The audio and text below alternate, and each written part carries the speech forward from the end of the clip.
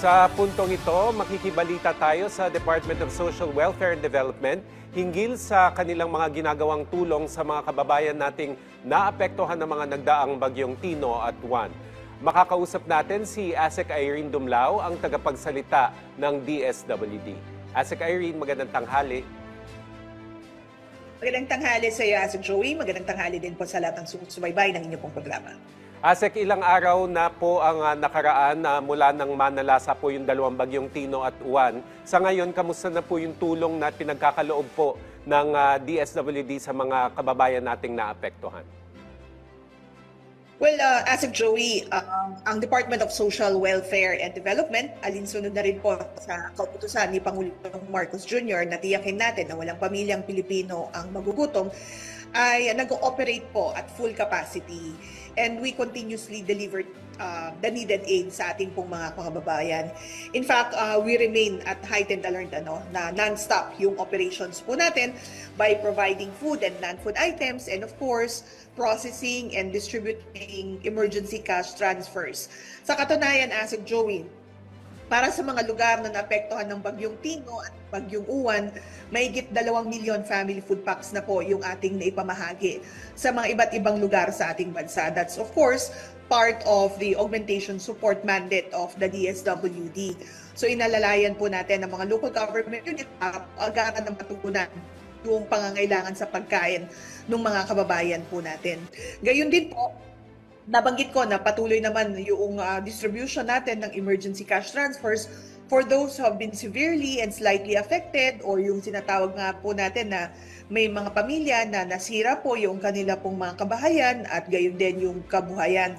Sa katunayan, ASEC Joey, para sa mga naapektuhan ng bagyong Krising, Dante, Emong, Opong, Nando, pati ng bagyong Ramil at noong 2 malalakas na lindol sa Cebu at sa Davao, mahigit 1.3 billion pesos na rin po ang ating nailaan para po dyan. At kasalukuyan na inire-request natin yung karagdagang pondo para naman sa mga naapektuhan ng Bagyong Tino at Bagyong Juan. Makakaasa po ang ating mga kababayan na patuloy na alalay ang DSWD nang sa ganon, itong mga naapektuhan nga ng mga nagdaang kalamidad ay ma-assist po natin up to their food recovery.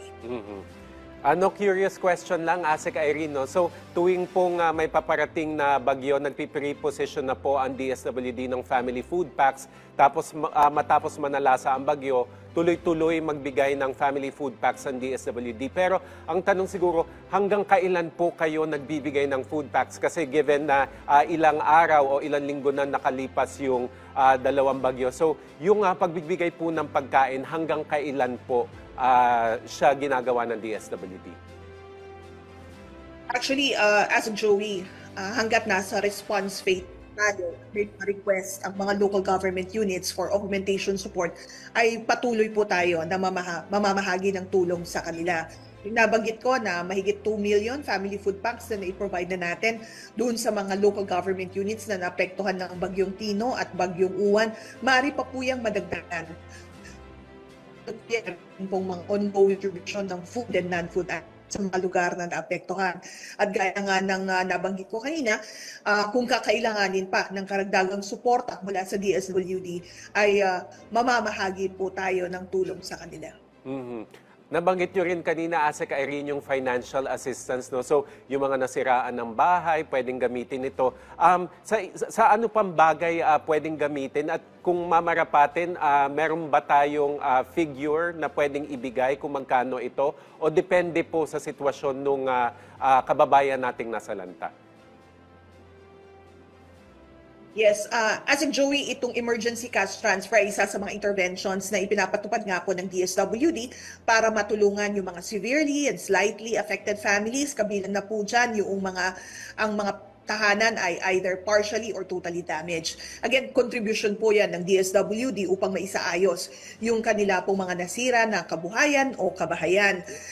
Doon sa mga partially damaged houses, we provide around 5,000 pesos and then totally damaged houses ay mga 10,000 pesos po yung dinidistribute natin doon sa mga naapektuhan. Again, initial lamang po yun na itulong sapagkat based on sa policy o guidelines ng emergency cash transfer, we could provide 75% of the regional minimum wage rate multiplied with a number of days up to a maximum of 90 days. Depende po doon sa assessment ng mga local government units at ng availability of funds, of course.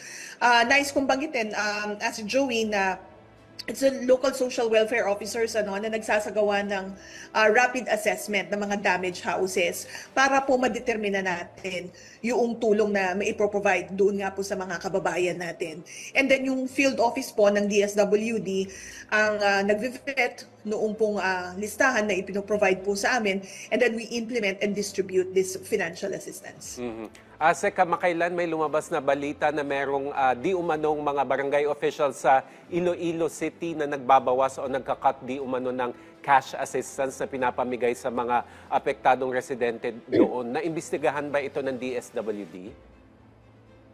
That's correct, Asik Joey. Alam niyo po, ang utos sa amin ni Secretary Rex Gatchalian ay tiyakin na agarang maimbestigahan ang kaso na ito, and kung kinakailangan na mag-file tayo ng charges against those who have committed that act, ay gagawin po natin.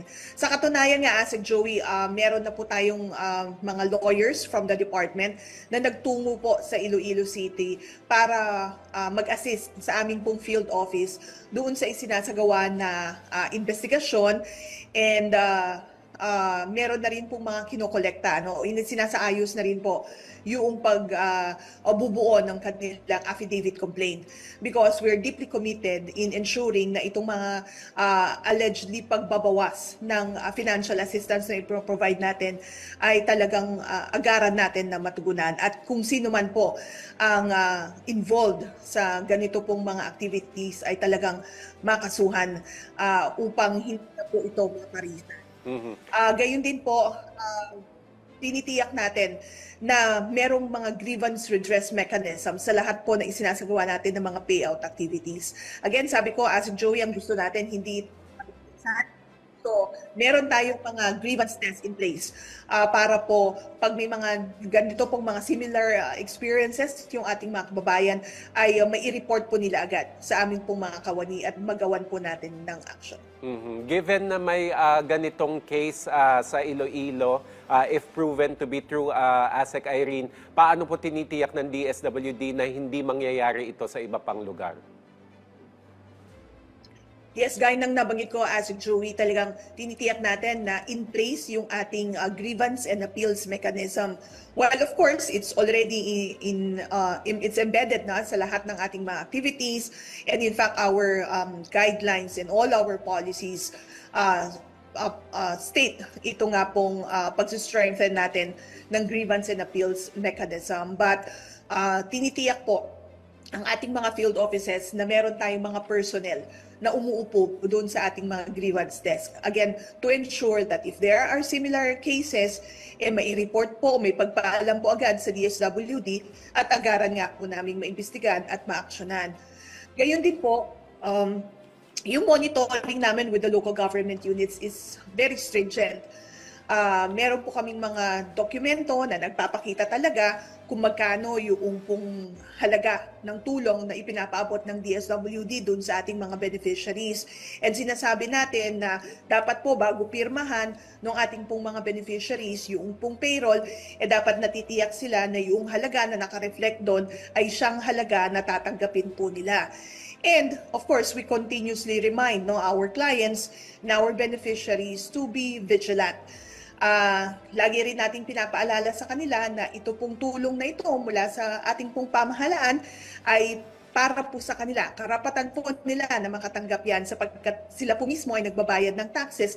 So kung ano man po yung nararapat na ipaabot na tulong sa kanila, ay karapatan po nilang matanggap. Lagi natin yan rin i-remind as Joey sa kanila so that sila po mismo ang magbabantay at magtitiyak na yung pong mga ganitong kaso ng allegedly ay pagbabawas sa tulong pinansyal ay hindi na po mauulit. Asek, nagbabala rin ng DSWD laban sa mga fake donations na yung mga modus na ganyan. So may mga ulat na bang natanggap ang DSWD na nakapanloko na yung mga ganitong grupo? At kung meron po kayong reports, gaano kalawak ito? Actually, as Joey, we cannot provide at the moment yung exact number of victims at this time. But we assure you that we are constantly monitoring it, and our field offices are working closely with local government units and of course yung mga law enforcement agencies. Of course, we continuously remind the public to be very vigilant. At sabi nga po natin, sana hindi po gamitin itong pagkakataon ng mga disasters. May mga kababayan po tayo na nagsasuffer at nakakaranas ng kagutuman dahil sa mga sunod-sunod na kalamidad.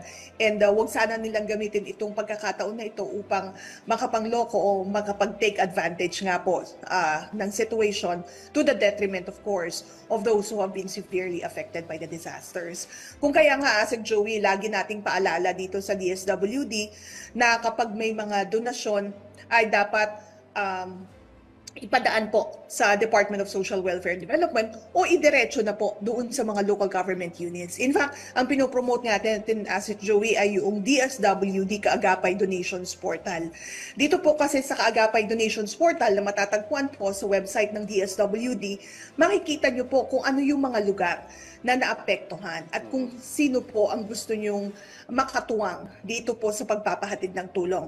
Meron po kasi kaming mga social welfare development agencies, mga registered, licensed, and accredited po na mga SWADAs na maaari nyo pong pagpaabutan ng tulong at maging kabahagi sa pagpaparating nito sa ating pong mga kababayan.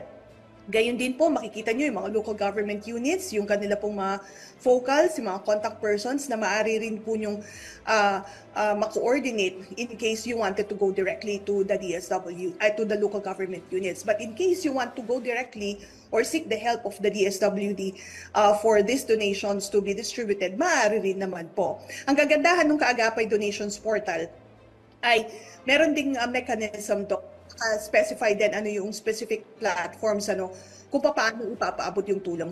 Pwedeng kasi in cash, pwedeng in kind. Nandun na rin yung mga options mo kung ano ang gusto mong gamitin para sa pagpapaabot ng tulong. Again, with the Kaagapay Donations Portal, as Joey, makakatiyak po kayo na yung tulong nyo ay makakarating doon sa mga benepisyaryo at talagang makakatulong para sa pagpapabuti ng kalagayan ng ating mga kababayang naapektuhan ng mga disasters. Ayan, Asek Irene, dahil medyo may talagang bubunuin pa yung ating mga kababayang naapektuhan ng dalawang bagyo, yung meron pa tayong kailangang gawin para talaga fully makarecover at ma-rehabilitate sila.